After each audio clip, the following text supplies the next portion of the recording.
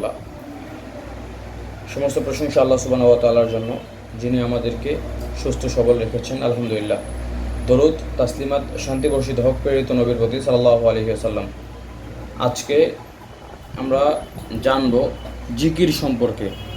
জিকির শব্দের শাব্দিক অর্থ হচ্ছে স্মরণ করা, মনে করা, বলা।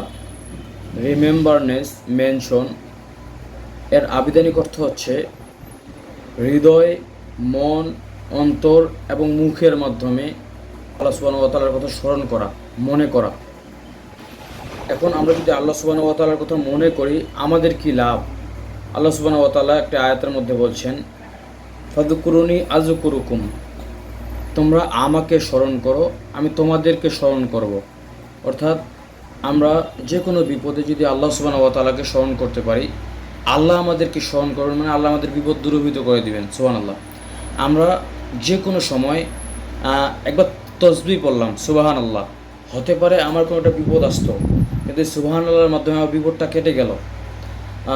এরকম আমরা আল্লাহ সুবহানাহু ওয়া তাআলাকে স্মরণ করব বেশি বেশি। সেটা হতে পারে তাহমিদ, আল্লাহর প্রশংসার মাধ্যমে, তাহলিল, আল্লাহর পবিত্রতার মাধ্যমে, এবং তাকবীর মানে আল্লাহু আকবার, আল্লাহর বরত্বের মাধ্যমে। আরও কিছু রয়েছে, এগুলোর মাধ্যমে আমরা আল্লাহ সুবহানাহু ওয়া তাআলাকে স্মরণ করব।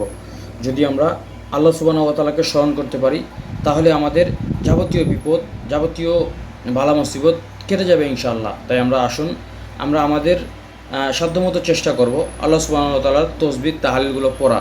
তার মানে মনে করবেন না যে জিকির মানে বুঝে কি আল্লাহু আল্লাহু লা ইলাহা ইল্লাল্লাহ, লা ইলাহা ইল্লাল্লাহ একজন বলে, ইল্লাল্লাহ একজন বলে, এটাকে জিকির বলে। আসলে জিকির এটা নয়। জিকির হচ্ছে স্মরণ করা। আপনি হাঁটছেন, আপনি কোনো কাজ করছেন, কাজ করার সময় একবার বললেন সুবহানাল্লাহ, এটাও একটা জিকির। আপনি কাজ করছেন, রাস্তা দিয়ে হেঁটে যাচ্ছেন, কাজে যাচ্ছেন, যাওয়ার সময় পথিমধ্যে আপনি বলেন আল্লাহু আকবার, এটাও একটা জিকির। এই যে আমরা বেশি বেশি জিকির পাঠ করব, তবেই আমরা আল্লাহ সুবহানাহু ওয়া তাআলা আমাদেরকেও স্মরণ করবেন। তাই আসুন আমরা আল্লাহ সুবহানাহু ওয়া তাআলাকে বেশি বেশি মনে করব, বেশি বেশি জিকির করব আল্লাহ সুবহানাহু ওয়া তাআলার।